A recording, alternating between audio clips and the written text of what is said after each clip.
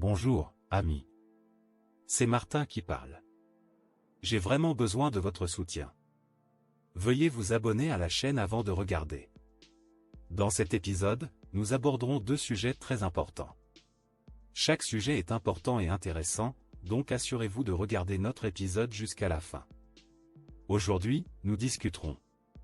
Sujet numéro 1, l'escalade des tensions en Arctique, les mesures préventives de Moscou contre le renforcement de l'OTAN.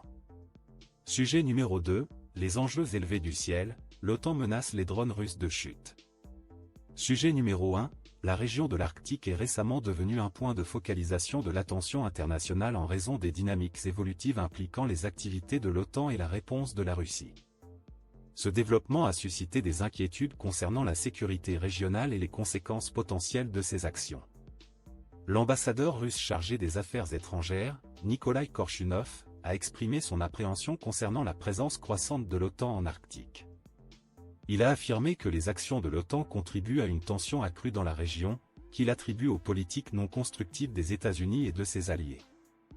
Korchunov a notamment mis l'accent sur les efforts de l'OTAN pour intégrer la Finlande et la Suède, considérant ces mouvements comme révélateurs de la priorité accordée par l'Alliance à sa propre sécurité par rapport à celle des autres nations de l'Arctique. En réponse à ces menaces perçues, Korchunov a mis en garde contre le fait que la Russie prendrait les mesures nécessaires, y compris des mesures préventives, conformément à sa politique étrangère et à ses objectifs stratégiques en Arctique. Dans le même temps, il a fait part de l'engagement de la Russie à favoriser la confiance mutuelle en Arctique pour soutenir la stabilité régionale, la coopération et le dialogue. Le président russe Vladimir Poutine a souligné précédemment l'importance stratégique de l'Arctique pour la Russie, citant son importance en termes de défense et d'accès aux ressources naturelles. Cette emphase sur l'importance de l'Arctique est en accord avec les priorités stratégiques plus larges de la nation. De l'autre côté de l'équation, le secrétaire général de l'OTAN, Jens Stoltenberg, a qualifié la Russie de défi stratégique en Arctique. En réponse à cette évaluation, la Finlande et la Suède ont cherché à rejoindre l'OTAN en 2022, la Finlande devenant officiellement membre en avril, tandis que la demande de la Suède restait en suspens. Certains États membres de l'OTAN, notamment la Turquie et la Hongrie, ont exprimé des réticences à ratifier la candidature de la Suède en raison de problèmes bilatéraux non résolus. La Russie a régulièrement souligné que sa politique arctique n'est pas destinée à menacer d'autres nations. Au contraire, les responsables russes ont maintenu une position visant à rechercher une coopération pacifique dans la région tout en affirmant leur volonté de protéger leurs intérêts et leur intégrité territoriale si nécessaire. La situation en Arctique a soulevé plusieurs questions et préoccupations sur la scène internationale. Il est crucial d'analyser les éléments clés de cette question de manière objective et de tirer des conclusions basées sur des faits et des évaluations de diverses perspectives. Tout d'abord, il est évident qu'il existe une perception croissante de la concurrence et du conflit potentiel dans la région arctique. La décision de l'OTAN d'accroître sa présence en Arctique et d'intégrer la Finlande et la Suède a été accueillie avec appréhension par la Russie.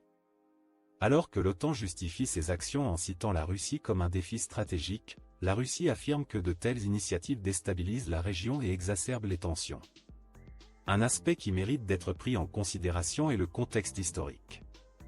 L'Arctique a traditionnellement été caractérisé par la coopération et la coexistence pacifique entre les nations arctiques. La région est riche en ressources naturelles et revêt une importance environnementale significative. Par conséquent, toute escalade des tensions ou renforcement militaire en Arctique pourrait avoir des conséquences considérables tant sur l'environnement que sur la stabilité régionale. Il est essentiel de reconnaître que la Russie et l'OTAN ont des intérêts légitimes en Arctique. Les vastes territoires septentrionaux de la Russie et son accès à l'océan Arctique en font un acteur clé de l'Arctique, tandis que les États membres de l'OTAN bordant l'Arctique, tels que la Norvège et le Canada, ont des intérêts stratégiques dans la sécurité de la région. La question se pose, existe-t-il un terrain d'entente qui puisse répondre aux préoccupations de toutes les parties impliquées? La diplomatie et le dialogue semblent être les voies les plus logiques. Établir des mécanismes de communication ouverte, de transparence et de mesures de renforcement de la confiance pourrait contribuer à atténuer les tensions prédominantes. En outre, la dimension économique de la concurrence en Arctique ne peut être négligée. À mesure que la glace de l'Arctique fond en raison du changement climatique, de nouvelles routes maritimes et d'un accès à des ressources précieuses deviennent disponibles. Ces opportunités économiques ont sans aucun doute contribué au désir des différentes nations de sécuriser leurs intérêts dans la région. Cependant, il est impératif que les intérêts économiques ne relèguent pas au second plan la nécessité de protéger l'environnement et de favoriser des pratiques durables en Arctique. Il convient de noter que le Conseil de l'Arctique, composé des nations arctiques, a traditionnellement servi de forum de coopération et de dialogue pacifique. Renforcer le rôle du Conseil de l'Arctique dans la résolution des problèmes régionaux pourrait être une étape constructive. En conclusion, l'évolution de la situation en Arctique est une préoccupation pour la communauté internationale.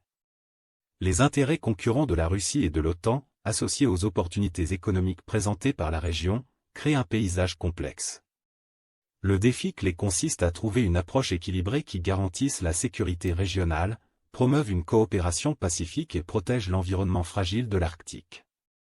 Alors que nous réfléchissons à ces développements, il est essentiel de rechercher des solutions qui bénéficient à toutes les parties prenantes et privilégient le bien-être à long terme de la région arctique et de ses habitants. Quels sont vos avis sur cette question? Veuillez partager vos opinions dans les commentaires. Sujet numéro 2. CIE aux enjeux, l'OTAN menace les drones russes de chute. Dans les récents développements le long de la frontière orientale de la Roumanie, des inquiétudes ont surgi concernant la menace potentielle posée par les véhicules aériens sans pilote, UAV, d'origine russe. Le gouvernement roumain, en coopération avec ses partenaires de l'OTAN, a pris des mesures pour répondre à ces préoccupations et renforcer sa défense dans la région. Le sous-chef d'état-major général de la Roumanie, le général Georgia Vlad, a annoncé la volonté du pays de contrer la présence de drones russes dans la région. À cette fin, la Roumanie déploie des troupes supplémentaires et des systèmes radars dans sa région de Dobroudja du Nord, adjacente à la frontière ukrainienne. Cette posture proactive vise à améliorer les capacités de défense le long du fleuve Danube, qui sert de frontière naturelle entre la Roumanie et l'Ukraine. Le général Vlad a déclaré que près de 600 soldats seront stationnés dans le nord de la Dobroudja pour renforcer la ligne de défense. De plus, le déploiement de systèmes radars vise à améliorer la conscience de la situation, et la défense aérienne locale a été mise en alerte maximale. La Roumanie a également engagé des discussions avec les autres États membres de l'OTAN pour coordonner les réponses potentielles à ce que le général Vlad a qualifié d'agressions russes possibles. Interrogé sur la préparation de la Roumanie à utiliser ces systèmes de défense aérienne contre les drones russes, le général Vlad a affirmé leur volonté d'utiliser l'ensemble des capacités militaires pour protéger le territoire roumain. Il a ajouté que la réponse spécifique dépendrait du niveau de menace perçu à un moment donné. En réponse à l'évolution de la situation, le ministère roumain de la Défense a imposé des restrictions de vol sur le nord de la Dobroudja, en particulier près de la frontière avec l'Ukraine. De plus, des plans ont été dévoilés pour construire 2 abris dans la région de Ploruseatalchioa, située de l'autre côté du fleuve Danube d'Izmaï, le plus grand port fluvial d'Ukraine dans le delta du Danube. Ces mesures font suite à des rapports antérieurs en provenance de Bucarest, qui affirmaient que des débris d'un drone russe présumé avaient été découverts dans la région. Le président roumain Klaus Iohannis a exprimé une grave inquiétude, déclarant que si les restes sont effectivement confirmés comme appartenant à un drone russe, un tel incident constituerait une grave violation de la souveraineté et de l'intégrité territoriale de la Roumanie. Kiev a également été impliqué dans cette situation en évolution, affirmant qu'un drone russe s'est écrasé en Roumanie lors d'une attaque sur Izmaï. Initialement, le ministère roumain de la Défense a nié cette affirmation, et Moscou s'est abstenu de commenter l'incident. Il est important de noter que les tensions dans la région de la mer Noire ont augmenté lorsque la Russie a commencé à cibler les infrastructures portuaires à Odessa et dans d'autres villes ukrainiennes de la mer Noire en juillet. Ces actions faisaient suite à une attaque de drones maritimes ukrainiens contre le pont reliant la Crimée à la Russie continentale, qui a fait 2 morts civiles et un blessé mineur. La situation dans la région est indéniablement complexe et a soulevé plusieurs questions critiques. Tout d'abord, elle nous amène à considérer le rôle des véhicules aériens sans pilote dans les scénarios de conflits modernes. Les UAV sont de plus en plus présents dans les opérations militaires en raison de leur polyvalence et de leur efficacité dans les missions de reconnaissance et d'attaque. Cet incident souligne l'importance croissante de relever les défis posés par les UAV, notamment la nécessité de contre-mesures solides et de normes internationales régissant leur utilisation. Deuxièmement, la réponse des États membres de l'OTAN, tels que la Roumanie, aux menaces de sécurité potentielles dans la région est une question d'intérêt considérable. Dans le cadre d'une alliance plus large, comment les membres de l'OTAN devraient-ils collectivement faire face aux défis de sécurité émergents? Le déploiement de troupes, de systèmes radars et la vigilance accrue de la défense aérienne témoignent de l'engagement de l'Alliance à assurer la sécurité de ses États membres. Cependant, cela soulève également des questions sur la nature de la dissuasion et l'équilibre entre les actions défensives et l'escalade éventuelle. De plus, l'incident met en évidence l'importance du droit international et des normes pour maintenir la stabilité régionale.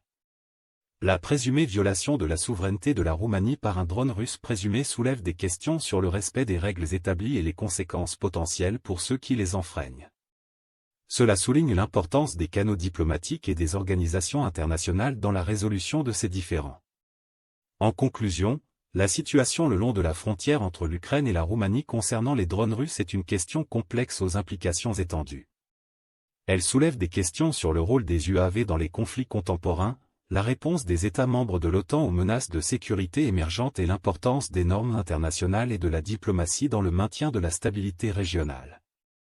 Alors que nous réfléchissons à ces développements, il est crucial de prendre en compte les perspectives et les opinions des différents acteurs et de s'engager dans un dialogue réfléchi et constructif sur ces questions. Quels sont vos avis sur cette situation et comment pensez-vous qu'elle devrait être traitée? Partagez vos opinions dans les commentaires.